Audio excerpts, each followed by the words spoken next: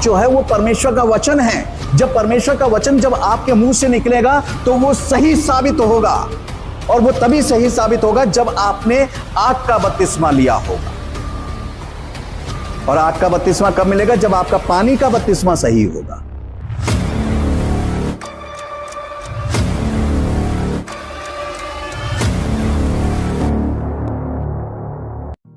प्रभु यीशु मसीह के मधुर नाम में आप सबको जय मसीह की। प्रभु आप सबको बहुतायत से आशीष दे, आमीन। हम बात कर रहे हैं बपतिस्मे के बारे में। पिछले संदेश में हमने पानी के बपतिस्मे के बारे में सीखा था। आज हम सीखेंगे पवित्र आत्मा के बपतिस्मे के बारे में, आग के बपतिस्मे के बारे में और मृत्यु के बपतिस्मे के बारे में कि आखिर यह है क्या।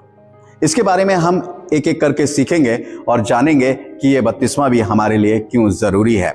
पवित्र आत्मा का बपतिस्मे के बारे में अगर आप पढ़ना चाहेंगे, मत्ती 3:11, लूका 3:16, प्रेरितों के काम 1:5, मरकुस 1:8, यूहन्ना 1:33 में इन पदों में जो है पवित्र आत्मा के बारे में पवित्र आत्मा के बपतिस्मे के बारे में जो है वो बताया गया है और सिखाया गया है कि पवित्र आत्मा का बपतिस्मा जो है वो मिलेगा। और देने वाला कौन होगा? प्रभु यीशु मसीह। ये ध्यान रखिएगा, कोई और बपतिस्मा नहीं दे सकता, कोई इंसान नहीं दे सकता है। देने वाला जो है वो प्रभु यीशु मसीह है। प्रेरितों के काम 11 अध्याय उसके 16वें पद में लिखा हुआ है, तब मुझे प्रभु का यह वचन स्मरण आया जो उसने कहा था, यूहन्ना ने तो पानी से बपतिस्मा दिया है, परंतु तुम पवित्र आत्मा से बपतिस्मा पाओगे। जब लोगों ने बपतिस्मा लिया तो पवित्र आत्मा उनके ऊपर उतरा।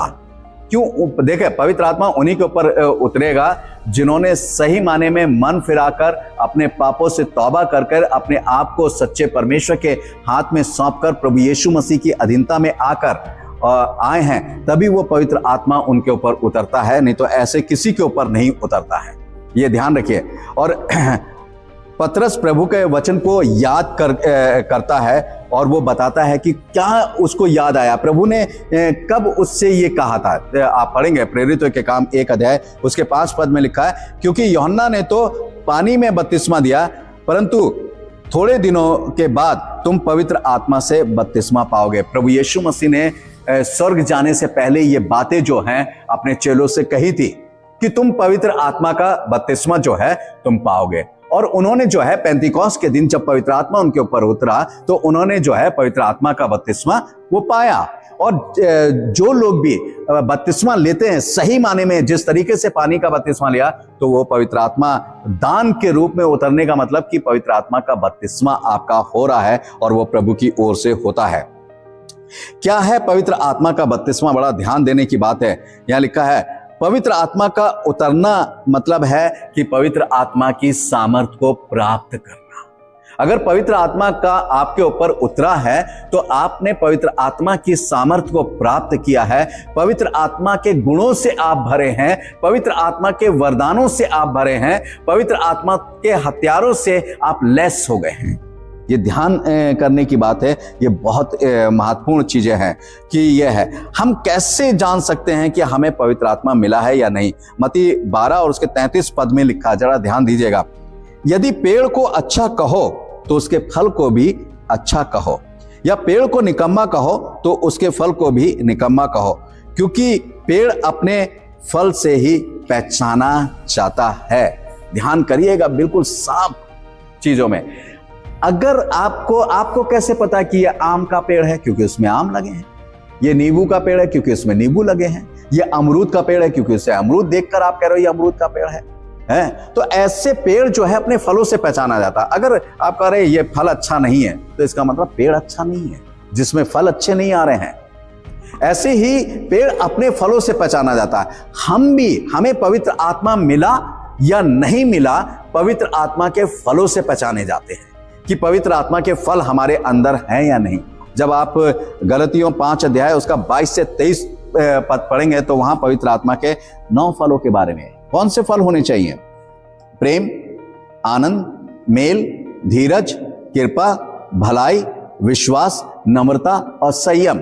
ये चीजें जो हैं, देखिए ये चीजें हमारे अंदर हैं तो वो दिखाई देनी चाहिए।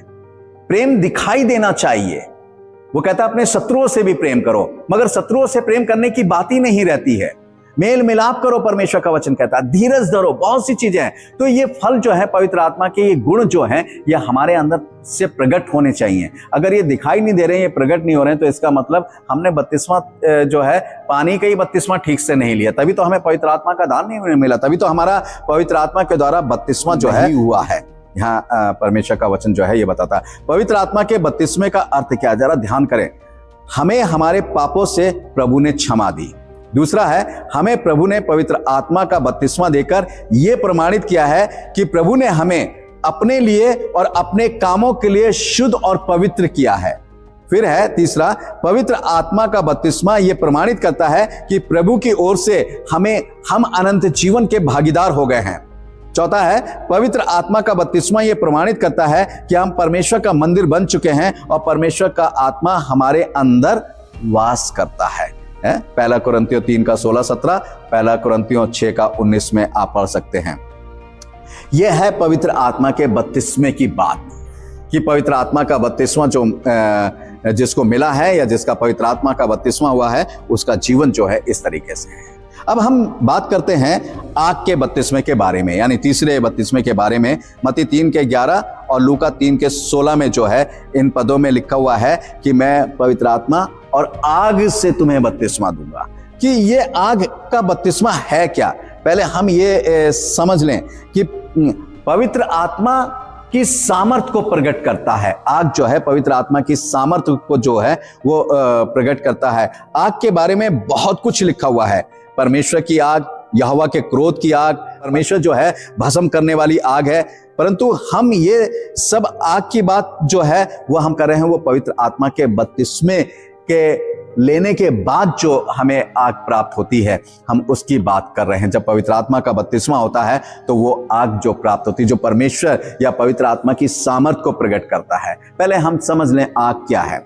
यिर्मयाह 23 अध्याय उसके 29 पद में लिखा हुआ है, यहोवा की ये वाणी है, क्या मेरा वचन आग सा नहीं, फिर क्या ऐसा हथौड़ा नहीं जो पत्थर को फोड़ डाले। देखिए, हम सिर्फ आग की बात करें, यानी परमेश्वर का वचन क्या है, आग। फिर परमेश्वर जो है, यानी बपतिस्मा, जब पवित्र आत्मा का बपतिस्मा होता है और आग हम पर उतरती है, तो हम आग से जब भर जाते हैं, यानी परमेश्वर के वचन से भर जाते हैं। देखिए, पतरस और जो भी चेले थे, पहले वो वचन को समझ नहीं पाते थे। यीशु मसीह से आकर पूछते, इस दृष्टांत का अर्थ क्या है, इसका अर्थ क्या है, ये हमें बता, ये हमें बता। बहुत कुछ सीखते हैं। परंतु जब वो पवित्र आत्मा से भर जाते हैं और परमेश्वर का वो फिर आग से परिपूर्ण हो जाते हैं, यानी परमेश्वर की उस आग से, यानी उस वचन से भर जाते हैं, तभी तो पतरस खड़े होकर जो है परमेश्वर के वचन से प्रचार कर रहा है। और जिसके अंदर परमेश्वर की आग होगी, वचन की आग होगी, और जब वो प्रचार करेगा तो लिखा हुआ है कि उनके हृदय छिद गए, कायल हो जाते हैं। परमेश्वर का वचन कहता है, जो समझदार व्यक्ति होते हैं, जो समझते हैं वचन को, उन्हीं के हृदय कायल होते हैं, हर एक के नहीं होते हैं। जो नुक्ताचीनी के लिए, अच्छा हाँ चलो ये वीडियो देखते, जरा देखें पादरी साहब क्या सुना रहे हैं, और हाँ अच्छा कमेंट करेंगे लोगों क्यों नुक्ताचीनी करते हैं। नहीं पादरी साहब, आपने ये चीज गलत बोली, ये ऐसा नहीं है, ये वैसा नहीं है, लोगों को दिखाने के लिए। देखो, हम इनसे ज्यादा जानते हैं, हम इनसे ज्यादा समझदार हैं। तो भैया आप अपनी समझदारी अपने पास रखें, पवित्र आत्मा जो सिखा रहा है उसको सीखें, जो कहता है परमेश्वर का वचन कहता है। और फिर क्या लिखा है, परमेश्वर का वचन कहता है, प्रेरितों के काम 2 अध्याय उसका 3 से 4 पद पढ़ेंगे तो यहां लिखा है, और उन्हें आग की सी जीवें फटती हुई दिखाई दी और उनमें से हर एक पर आ ठहरी। वे सब पवित्र आत्मा से भर गए और जिस प्रकार, अब ध्यान दीजिएगा, और जिस प्रकार आत्मा ने उन्हें बोलने की सामर्थ्य दी, वे अन्य अन्य भाषाएं बोलने लगे। अब यहां पर जो है अन्य भाषाएं बोलने का भी अलग ही है। अब यहां पर आग ने उनके ऊपर आकर उन्हें बोलने की सामर्थ्य थी। वो चेले जो ये समझ नहीं पा रहे थे, यीशु मसीह से आकर बार बार चीजें पूछते थे, अब वो खुद उस आग से, उस वचन से भर गए हैं और वो बहुत सी बातें जो हैं बोलने लगे। और पतरस जो है खड़े होकर परमेश्वर की जो है बातें सुनाने लगा। और वहां पर जब आप प्रेरितों के काम 2 अध्याय पढ़ेंगे तो वहां पर 17-18 भाषाओं के लोग खड़े हैं और हर एक लोग ये कह रहे हैं कि ये क्या सब गलीली नहीं, यानी सब गलीली का मतलब क्या, ये सब एक भाषा के लोग नहीं है। फिर हम लोग सब अपनी अपनी भाषा में कैसे परमेश्वर का वचन इनके मुख से सुन रहे हैं। इन्हें तो हमारी भाषा आती नहीं है, ये तो हमारी भाषा जानते नहीं है। जो अन्य भाषाएं थी वो चेलों के मुख से निकल रही थी और उन अन्य भाषाओं के द्वारा लोग परमेश्वर के वचन को सुन रहे थे। परंतु आज जो अन्य भाषा बोली जाती है उसका कोई अर्थ ही नहीं होता, कोई समझता ही नहीं है, बोलने वाला खुद ही नहीं समझता। 2-4 शब्द होते हैं बस, मगर भाषा का मतलब क्या होता है? आप अपनी पूरी बात, चाहे 1 घंटे की हो, 2 घंटे की हो, 4 घंटे की हो, पूरे दिन की, चाहे वो कोई सा भी विषय हो, संसारिक विषय हो, आत्मिक विषय हो, या खाने पीने का विषय हो, या कंपनियों का विषय हो, या किसी के रहन सहन का विषय हो, या किसी भी चीज का विषय हो, हर विषय पे आप बात करेंगे। वो होती है भाषा, जिस विषय पे आप बात कर रहे हैं। किसी भी विषय में, हिंदी, इंग्लिश, उर्दू, फारसी वगैरह सा, ये भाषा है। तो वहां पर भी उन्हीं भाषाओं के लोग, जो उस समय भाषाएं थी, उन भाषाओं के लोग खड़े हैं और परमेश्वर के जो लोग थे, जो चेले थे, वो परमेश्वर के उन्हीं लोगों की भाषाओं में परमेश्वर का वचन उन्हें सुना रहे थे। वो परमेश्वर के वचन से भर गए थे, आग से भर गए थे। फिर यहां क्या लिखा हुआ है, इसे समझें। कैसे समझेंगे? यूहन्ना 16 उसका 13 से 15 तक जब आप पढ़ेंगे, आप पढ़ लीजिएगा। यहां पर मैं मुख्य बातें आपको बताऊंगा। वहां लिखा है कि जब सत्य का आत्मा आएगा, ठीक है, तो लिखा वो अपनी ओर से नहीं कहेगा। जब आप पढ़ेंगे ना यूहन्ना 16 13 से 15 तक, कि जब सत्य का आत्मा आएगा तो वो अपनी ओर से नहीं कहेगा, परंतु जो कुछ वो सुनेगा वो ही कहेगा। पवित्र आत्मा अपनी ओर से नहीं कहता कुछ भी। पवित्र आत्मा जो कुछ भी यीशु मसीह से सुनता है वही बात कहता है। ये ध्यान रखें। परमेश्वर का वचन कहता है कि सत्य का आत्मा आएगा, और सत्य का आत्मा जब आया, यहाँ प्रेरितों के काम 4 अध्याय और उसके 31 पद में लिखा है, पवित्र आत्मा से परिपूर्ण होकर परमेश्वर का वचन याब से सुनाने लगे। याब से सुनाने का मतलब मगर निडर होकर सुनाने लगे, बिल्कुल निडरता पूर्वक जो है परमेश्वर का वचन सुनाने लगे। चाहे उसके लिए उनको मर जाना पड़े, चाहे तुम मार दो, काट दो, कुछ भी करो, हम तो यही सुनाएंगे। क्योंकि अब जो है पानी का तो बपतिस्मा उनका हो गया, उनका पवित्र आत्मा से भी बपतिस्मा हो गया, और अब उनका आग का भी बपतिस्मा हो गया। वो आग से परिपूर्ण हो चुके हैं, यानी परमेश्वर के वचन से जो है परिपूर्ण हो चुके हैं। प्रेरितों के काम 16:6 में लिखा है, पवित्र आत्मा ने उन्हें एशिया में वचन सुनाने से रोका। पवित्र आत्मा जो है वो गाइड करता है। जी हाँ, पवित्र आत्मा को पता है कि तुम्हें कहां वचन सुनाना है, कहां नहीं, आपको क्या वचन सुनाना है, क्या नहीं। आप लोग हर वीकली जो है बहुत से सेवक सरमन तैयार करते हैं, आपको क्या वचन सुनाना क्या नहीं, ये पवित्र आत्मा गाइड करता है कि क्या वचन होना चाहिए क्या नहीं। तो वचन जो है वो परमेश्वर की आंख से जो है वो भर गए हैं। 1 कुरिन्थियों और 2:4 में लिखा, पौलुस कहता है कि मेरे वचन और प्रचार में लुभाने वाली बातें नहीं, परंतु आत्मा की सामर्थ का प्रमाण होता है। जी हाँ, ये ध्यान रखें कि हम जो परमेश्वर ने जो वचन हमारे मुंह में डाला है, हमारे अंदर डाला है, जो आग उसने भरी है, यानी वचन रूपी आग जो भरी है, वो लुभाने वाली नहीं होनी चाहिए। किसी को क्या कहते हैं, लुभाने की बात नहीं होनी चाहिए, पक्षपात वाली बात नहीं, भाई ये बहुत बढ़िया है, ये परमेश्वर के वचन को ये करता है, वो करता है, ऐसा नहीं। हमारी बात जो है परमेश्वर के वचन से हाँ की हाँ और ना की ना होना चाहिए। और क्या कहता है परमेश्वर का वचन, जरा ध्यान करें क्यों कह रहा हूं इस बात को। यिर्मयाह 5:14 पद में लिखा है, मैं अपना वचन तेरे मुंह में आग और इस प्रजा को काट बनाऊंगा और वह उनको भस्म करेगी। जी हाँ, क्या लिखा हुआ है, मैं अपना वचन तेरे मुंह में आग, यानी जब आप प्रकाशित वाक्य 11:5 पढ़ेंगे तो लिखा है कि जो परमेश्वर के 2 गवाह हैं, उनके मुंह से आग निकलकर उनके बैरियों को क्या करेगी, भस्म करेगी। ये मुंह से आग निकलने का मतलब क्या होता है? मुंह से सही माने में आग नहीं, वो कोई दानव नहीं है, राक्षस नहीं है जो मुंह से आग निकल रही। आपने वो कहानियों में पढ़ा होगा कि बड़े बड़े दानव होते थे, उनके मुंह से आग निकलती थी और लोग डर जाते थे, भस्म होते थे। ये सब काल्पनिक कहानियां हैं, ये कहानी नहीं। वो आग जो है वो परमेश्वर का वचन है। जब परमेश्वर का वचन जब आपके मुंह से निकलेगा तो वो सही साबित होगा, और वो तभी सही साबित होगा जब आपने आग का बपतिस्मा लिया होगा। और आग का बपतिस्मा कब मिलेगा? जब आपका पानी का बपतिस्मा सही होगा, मन फिराया होगा, पापों से क्षमा मांगी होगी, तो पवित्र आत्मा का दान मिला होगा, पवित्र आत्मा के वरदानों से भरे होंगे, फलों से भरे होंगे, हथियारों से भरे होंगे। तो आग की यानी पवित्र आत्मा की जो आग है, यानी वचन की सामर्थ्य से आप भरे होंगे। परमेश्वर का वचन जो है इस बात को दिखाता है मेरे प्यारे भाइयों बहनों, तो याद रखिए आग का बपतिस्मा जो है वो बहुत ही ज्यादा जरूरी है, वो भी जरूरी है हमारे लिए। अब आते हैं मृत्यु का बपतिस्मा। जी हाँ, लूका 12 का 50 पढ़ेंगे, मरकुस 10 का 38 से 39 तक पढ़ेंगे, तो वहां लिखा हुआ है मृत्यु का बपतिस्मा। यहाँ यीशु मसीह जो है वो अपने चेलों से कहता है कि जो बपतिस्मा मैं लेने पर हूं क्या तुम लोगे? तो वो कहते हैं हाँ, वो कहता है हाँ तुम भी लोगे।